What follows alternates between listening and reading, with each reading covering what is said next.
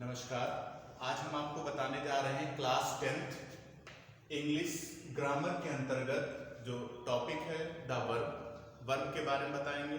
और वर्ब को बताने से पहले ये जानना जरूरी है कि वर्ब होता क्या है। वर्ब कोई भी ऐसा काम जो हम सुबह उठने से पहले रात को सोने तक जितने भी काम करते हैं वो सब वर्ब के अंतर्गत आते हैं।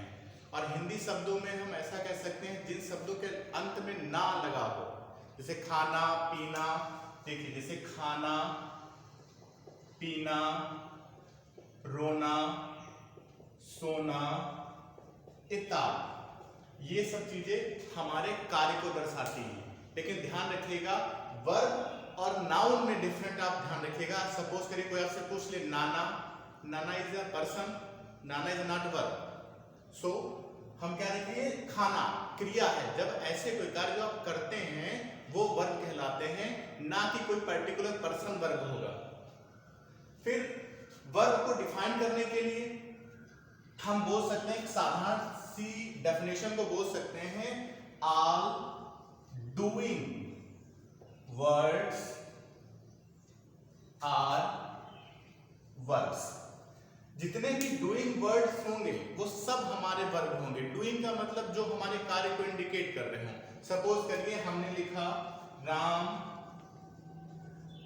कॉल्स मी, तो जब आप उसको नोटिस करेंगे, राम एक नाउन हो गया, मी आई का ऑब्जेक्टिव केस हो गया, और बचा क्या, कॉल। कॉल क्या हो गया हमारा, वर्ब हो गया। इंडिकेट कर सकते हैं, राम मुझे क्या करता है, राम मुझे बुलाता है, तो बुलाता। सपोज करिए आपने लिखा बुलाता है, तो बुलाता है किससे बना हुआ है, बुलाना। बुलाना हिंदी वर्ब से बुलाता है बना हुआ है। जब कभी भी आप कोई भी वर्ब को पढ़ते हैं या लिखते हैं तो आपको यह जानना जरूरी है कि वर्ब है क्या। तो आगे आप बताते हैं, हम लोग इससे पहले आपने पढ़ भी रखा होगा, आपके टीचर्स ने आपको बताया भी होगा कि वर्ब है क्या। लेकिन वर्ब को हम दो भागों में डिवाइड करते हैं, कहीं कहीं पर इसे 4 भागों में भी डिवाइड किया गया है।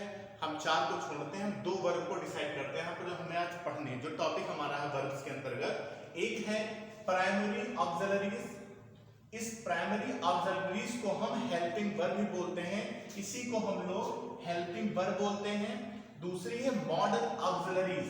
मॉडल ऑक्सिलरीज जो होती हैं वो हमको ये दर्शाती हैं कि हमारा जो कार्य है वो किस टेंस के अकॉर्डिंग किस प्रकार से किया गया है। सपोज करिए कोई वर्ब आपके पास हो जिसमें आप टेंस को ना पहचान पाए, कौन सा टेंस हो सकता है, तो उस प्रकार के कुछ ऐसे पर्टिकुलर कामों में, कुछ ऐसे रेगुलर वर्ब के लिए हम रेगुलर फॉर्म का यूज करते हैं, वो होती है मॉडल ऑक्सिलरीज। हम जो प्राइमरी ऑक्सिलरीज होती हैं उनको हम 3 भागों में डिवाइड करते हैं। Number 1 be, number 2 have, number 3 do. Be के 5 प्रकार होते हैं, is, am, are, was, were. Have के 3 प्रकार होते हैं, हैव, हैज, हैड। डू के 3 प्रकार होते हैं, डू, डज, डिड। अब ये इतने प्रकार हैं, जितनी भी वर्ब हम जो प्राइमरी ऑक्सिलरीज पढ़ रहे हैं, इन तमाम वर्ब के अंतर्गत जो हम वर्ब है हमारे, तो हमने 3 वर्ब, प्राइमरी में 3 जो वर्ब हमने लिए हुए हैं, एक बी, एक हैव, एक डू। बी को हमने 5 भागों में डिवाइड किया, कौन सा, इज, एम, आर, वाज, वर।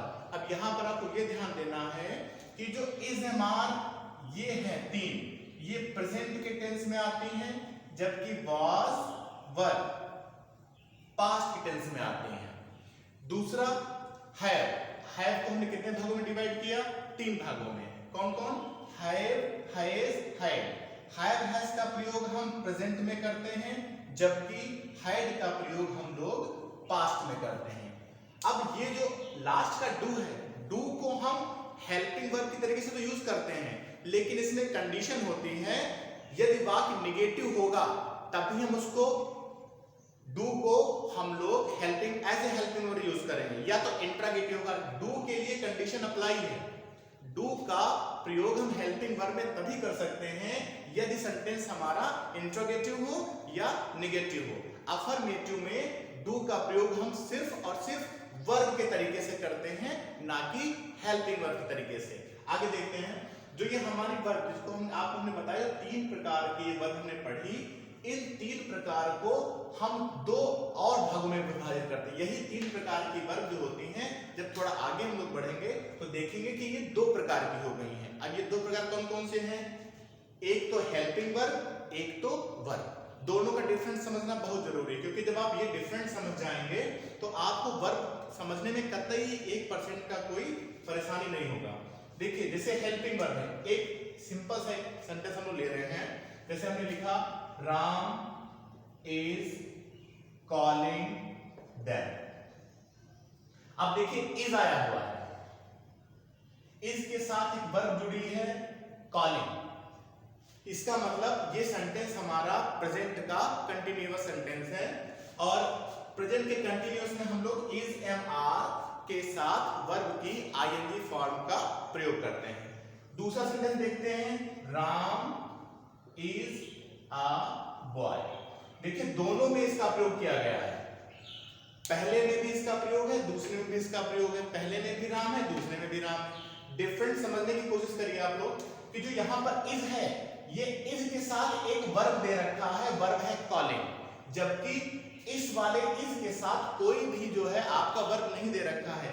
इस इज के साथ में एक कंप्लीमेंट दे रखा है। कंप्लीमेंट मतलब जो वाक्य को पूरा करता है, वो क्या है? आ बॉय।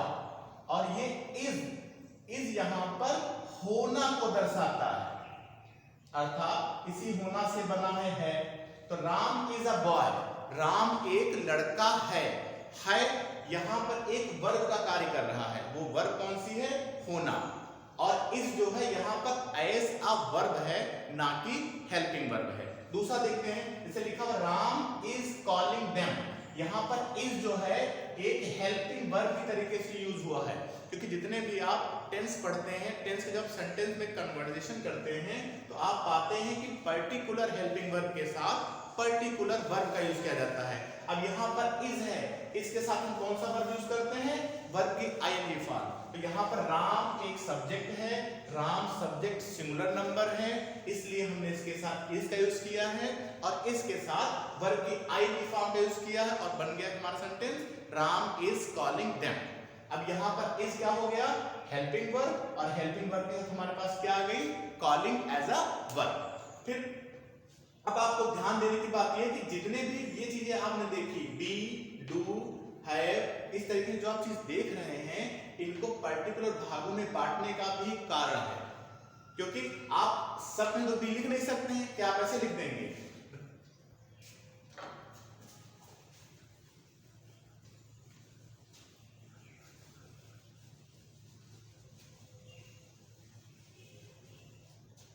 जैसे बी है, बी को भी हमने बताया कि is, am, are, was, verb में यूज करना है। लेकिन अब बी को आपने 5 भागों में डिवाइड तो कर दिया, लेकिन हमें यह भी जानना जरूरी है कि हम इनका प्रयोग कहां पर करेंगे। इससे पहले मैंने आपको बताया था हैव को भी आपने हैव, हैज, हैड में यूज कर दिया। इसके बाद मैंने आपको बताया था डू को आपने डू, डज, डिड, इनमें डिवाइड कर दिया। अब हम पहले तो इनके अंतर जानेंगे, आखिर होते क्या हैं जो हमारी प्राइमरी ऑक्सिलरीज अर्थात हेल्पिंग वर्ब और सिंपल वर्ब में डिफरेंट क्या होता है। देखिए, जैसे एक हम चार्ट बना रहे हैं, ध्यान दीजिए आप लोग। यहाँ पर हेल्पिंग वर्ब, यहाँ पर सिर्फ वर्ब, एज अ वर्ब, सिर्फ वर्ब के तौर पर हम इसको यूज करेंगे। देखिए, जैसे लिखा हुआ है Ram was playing match, Ram was playing match। अब यहां पर देखिए was आया हुआ है, was के साथ एक और वर्ब जुड़ी हुई है playing। दूसरा सेंटेंस देखिए, Ram was a good player, यहां पर भी देखिए was आया हुआ है। अब दोनों के डिफरेंट आप खुद देख सकते हैं, दोनों के डिफरेंट में सबसे बड़ी चीज आप देख रहे होंगे, यहां पर जो वाज आया हुआ है, इस वाज के साथ एक आपको वर्ब और मिल रही है, जबकि यहाँ पर जो वाज आया हुआ है इस वाज के साथ कोई भी वर्ब नहीं लगी हुई है। तो एक तो ये कंडीशन हो गई कि आप ये देखेंगे अगर पर्टिकुलर हेल्पिंग वर्ब है तो उस पर्टिकुलर हेल्पिंग वर्ब के साथ कोई वर्ब लगा हुआ है भी या नहीं लगा हुआ है। अगर पर्टिकुलर हेल्पिंग वर्ब के साथ कोई वर्ब लगा हुआ है तो वह जो है हेल्पिंग वर्ब और वर्ब होगी। अगर पर्टिकुलर वर्ब के साथ कोई हेल्पिंग वर्ब या उस हेल्पिंग वर्ब के साथ कोई वर्ब नहीं लगी हुई है तो आया हुआ जो शब्द हमारा होगा सब्जेक्ट के बाद वो एक वर्ब कहलाएगा। एक दूसरा एग्जांपल देखते हैं, जैसे लिखा हुआ है आई हैव डन इट। देखिए ये हैव इस बात को प्रूव कर देता है कि ये प्रेजेंट का परफेक्ट टेंस है और फिर हैव के साथ वर्ब की थर्ड फॉर्म लगी हुई है। दूसरा देखते हैं आई हैव अ पेन। अब यहां पर देखिए दोनों में डिफरेंट आपको देख रहे होंगे, यहां पर हैव के साथ एक वर्ब लगी हुई है जबकि यहां पर हैव के साथ एक कंप्लीमेंट दे रखा है। एक और आसान तरीका समझ लीजिए, अगर हेल्पिंग वर्ब के साथ कोई वर्ब लगी होगी तो कंफर्म है कि वो हेल्पिंग वर्ब ही होगी और हेल्पिंग वर्ब लिखी तो होगी एज ए हेल्पिंग वर्ब, लेकिन हेल्पिंग वर्ब ना होकर के वो क्या होगी एक वर्ब का कार्य कर रही है। क्यों? क्योंकि इस हेल्पिंग वर्ब के साथ आप कोई और वर्ब को देख ही नहीं रहे हैं और जब आपको हेल्पिंग वर्ब के साथ कोई दूसरी वर्ब नहीं मिलती है तो इस बात का प्रूफ हो जाता है कि ये हेल्पिंग वर्ब नहीं है बल्कि ये क्या है एक मेन वर्ब है, एक मेन वर्ब है। और मेन वर्ब क्या होती है? जो हमारे एक्शन को इंडिकेट करती है। अब एक्शन कैसा भी हो सकता है, जैसे मैं पढ़ा रहा हूं, एक सेंटेंस पे ध्यान दीजिए आप लोग, पढ़ा रहा हूं, तो पढ़ा रहा हूं, आप ध्यान दीजिए पढ़ा रहा बना किससे है? पढ़ाना, हिंदी में ना शब्द आ गया, वर्ब क्लियर हो गई। अब कोई और भी आप देख सकते हैं, जैसे सपोज करिए आप देख रहे हैं, तो देख रहे कहां से बना हुआ है? देखना, हिंदी में ना आ गया तो इस बात को प्रूफ कर देता है देख रहे किससे बना हुआ है? देखना से बना हुआ है। देखना एक वर्ब है और वर्ब को हम अलग अलग प्रकार से डिवाइड कर देते हैं, जैसा टेंस होता है और टेंस के साथ साथ जैसा सेंटेंस होता है हम उस वर्ब को उसी के अकॉर्डिंग डिक्लेयर कर देते हैं। एक छोटा सा एग्जांपल आप हिंदी में देख लीजिए, जैसे लिखा हुआ है राम खाना खाता है। देखिए खाना खाता है, जब ता है आ गया, जब कभी भी वर्ब में ता है आ जाए, ती है आ जाए, ते है आ जाए, ते हो आ जाए, तो आप ये जान लीजिए वो टेंस हमारा कौन सा है? प्रेजेंट का इंडेफिनिट है।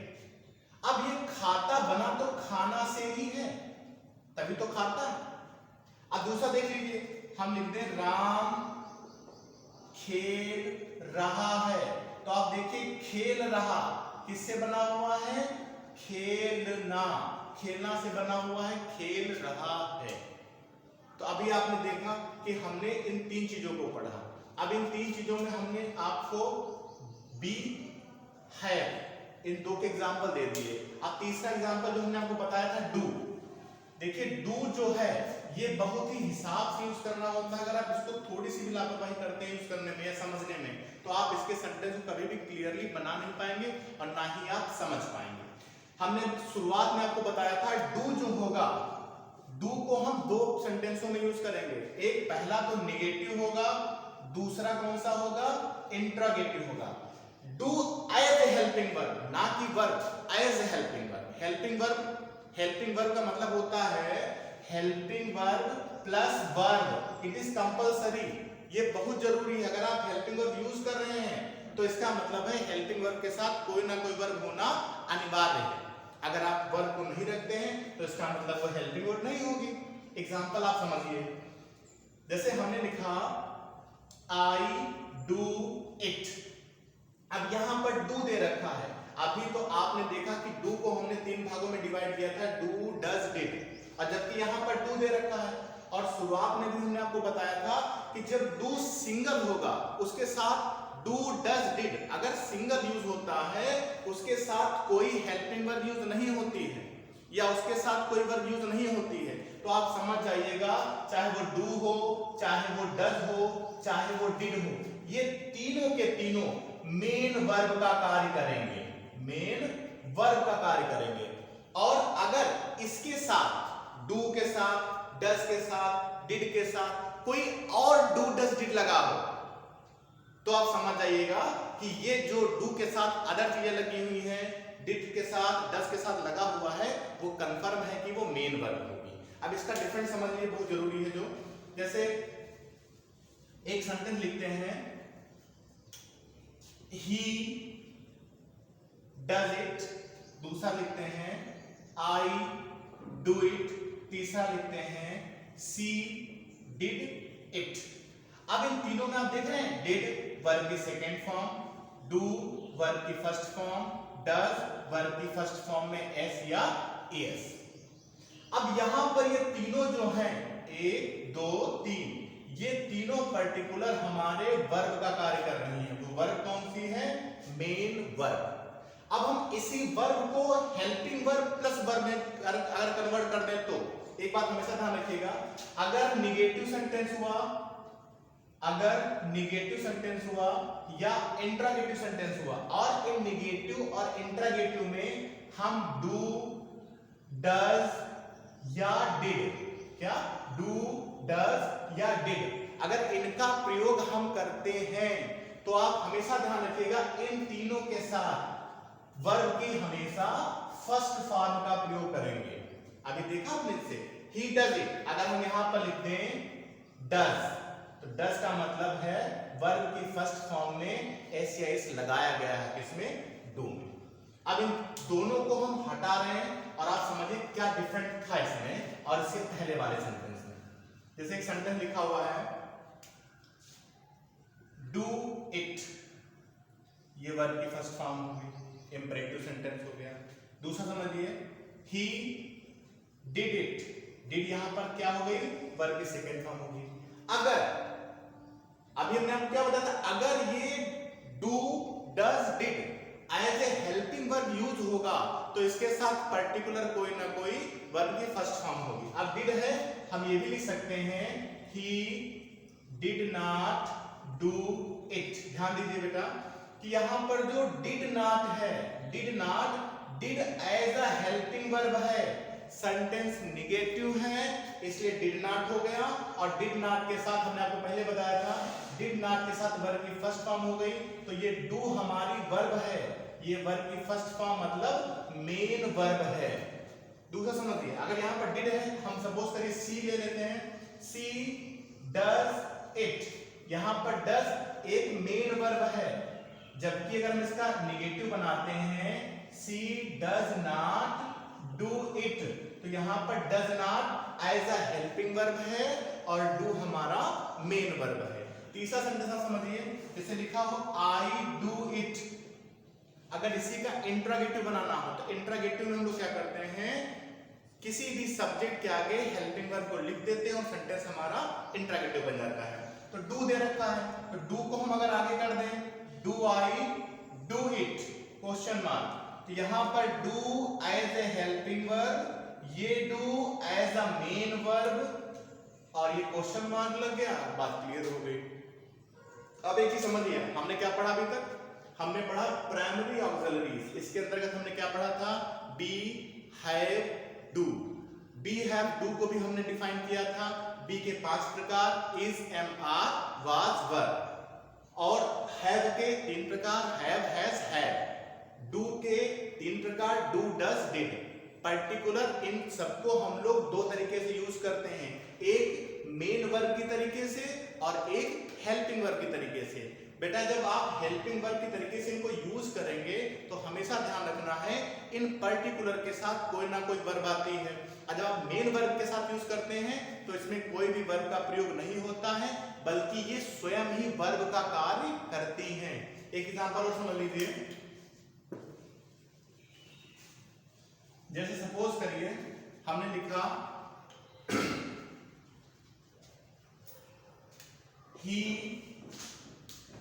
डिड इट, ये एज अ मेन वर्ब है, एज अ मेन वर्ब, ये वर्ब जो है यहां पर did as a main verb है, और जबकि हमने यहां पर लिखा he did not do it, तो ये डिड नॉट यहां पर हेल्पिंग वर्ब, जिसको हम क्या बोलते हैं ऑक्सिलरी वर्ब। यहां पर ऑक्सिलरी वर्ब्स है और यहां पर डू हमारा क्या है मेन वर्ब है। एक और समझिए, जैसे हमने लिखा they were reading in the class, तो ये वर्ब देखिए, वर्ब हमारा वर्ब भी दे रखा है, वर्ब हमारा रीडिंग भी दे रखा है। लेकिन अभी हमने आपको बताया था कि अगर वर्ब के बी के फॉर्म में is am are was verb आए और is am are was verb के साथ कोई दूसरा भी वर्ब इंडिकेट हो, लिखा हुआ हो, तो आप समझ जाइएगा कि is am are was verb as a helping verb आया हुआ है, ना कि मेन वर्ब। ये हो गई आपकी हेल्पिंग वर्ब और रीडिंग हो गया आपका मेन वर्ब। उम्मीद है चीज आपकी समझ में आ रही होगी। अगला टॉपिक हमारे पास है मॉडल ऑक्सिलरीज। मॉडल ऑक्सिलरीज जो होती हैं, इसको जानिए होती क्या है मॉडल ऑक्सिलरीज। सबसे पहले तो ये समझिए कि मॉडल ऑक्सिलरीज का प्रयोग हुआ क्यों। मॉडल ऑक्सिलरीज का प्रयोग इसलिए हुआ, कुछ ऐसे सेंटेंस आ जाते हैं जिनको हम पहचान नहीं पाते कौन सा टेंस है, इसके साथ पर्टिकुलर क्या होगा। लास्ट में कुछ लोग कहते हैं अगर क्रिया के अंत में ए आ जाए तो पास्ट हो जाएगा, कुछ लोग कहते हैं आ जाए तो पास्ट होगा, था तो पास्ट होगा, हाय तो प्रेजेंट होगा, वो अलग की चीज है। लेकिन आप समझ लीजिए कि ये मॉडल ऑक्सिलरीज है क्या, इनका प्रयोग हम क्यों करते हैं। देखिए जैसे हमने लिखा राम को घर अवश्य जाना चाहिए।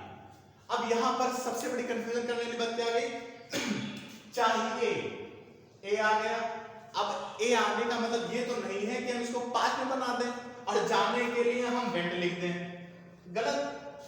तो विद्वानों ने क्या किया, इस असुविधा को दूर करने के लिए इन चीजों को, ताकि जो लोग समझने वाले हैं या ना समझने वाले हैं वो इस भ्रांति को समझे, यहां पर वेंट नहीं हो सकता क्योंकि वेंट राम गया यहां पर आया हुआ है, बल्कि यहां पर तो चाहिए आया हुआ है ना।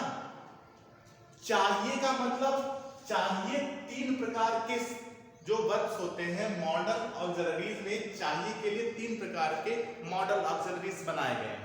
देखिए नंबर 1 हो गया शुड, नंबर 2 हो गया मस्ट, नंबर 3 हो गया ought to। और एक चीज हमेशा ध्यान रखिए, अधिकांश मोर देन 90% जो मॉडल ऑक्सिलरीज होती हैं उनके साथ वर्ब की फर्स्ट फॉर्म का प्रयोग किया जाता है, चाहे वो शुड, मस्ट, ought to या will या shall या could या may या might etc are। अब मॉडल ऑक्सिलरीज पर्टिकुलर किसी शब्द विशेष के लिए यूज की जाती है, किसी टेंस विशेष के लिए नहीं, किसी शब्द विशेष के लिए। टेंस तो वो बाद में शब्द होगा, आप तो टेंस जान ही जाएंगे।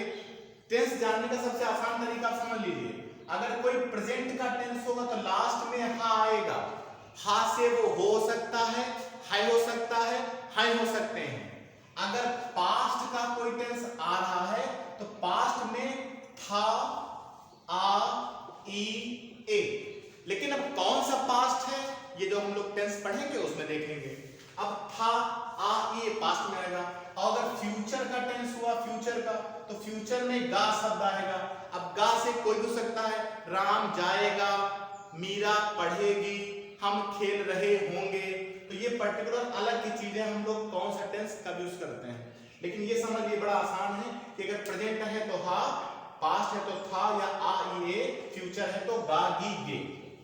अब मेन मुद्दे पे हम लोग फिर से वापस आते हैं जो हमने बताया कि ऑक्सिलरीज वर्ब बहुत सी हैं, 24-25, लेकिन इसको समझना है कि should, must, ought to, will, shall, would, may, might etc, इनके साथ हम वर्ब की फर्स्ट फॉर्म का यूज करेंगे। देखिए अवश्य चाहिए, Ram must go to home. Must का प्रयोग अवश्य चाहिए के लिए होता है। अगर यहां पर होता राम को जाना चाहिए। अगर खाली चाहिए आता तो शुड का प्रयोग होता है राम शुड गो। अगर कोई नैतिकता आती है, नैतिकता की बात प्रकट होती है, तो वहां पर हम लोग ought to का यूज करते हैं। जैसे लिखा हो हमें गरीबों की मदद करनी चाहिए, तो हमें वी नैतिकता प्रकट करने के लिए ought to, we ought to मदद करने की, हेल्प गरीबों की, द पुअर। ये द पुअर ध्यान दीजिएगा, जब किसी भी एडजेक्टिव के आगे द का प्रयोग हो जाता है तो पर्टिकुलर एक नाउन को दर्शाने लगता है। आगे एक और देख लीजिए, जैसे उड में, संभावना के लिए में, जैसे वर्षा हो सकती है, तो जब कभी भी संभावना प्रकट की जाए तो आप समझ लीजिए मे का प्रयोग होगा। वर्षा हो सकती है, इट मे बी रेन। यहां पर बी का मतलब होना है। सभी मैच देखते हैं, कमेंटेटरी सुनते होंगे।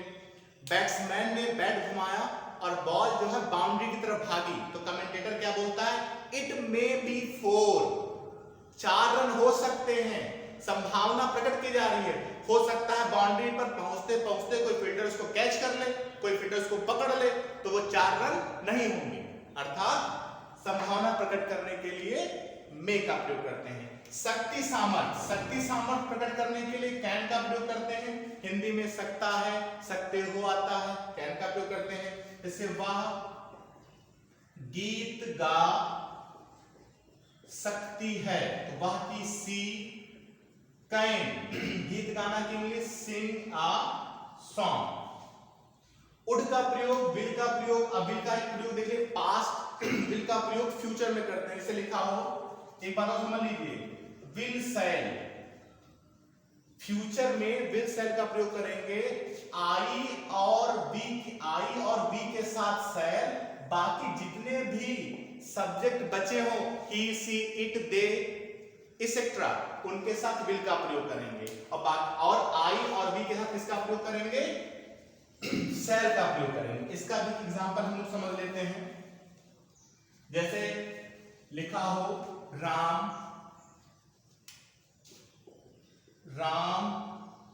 गीत गाएगा। अभी हमने शुरुआत में बताया था कि जब गा गीत आ जाए तो फ्यूचर होगा।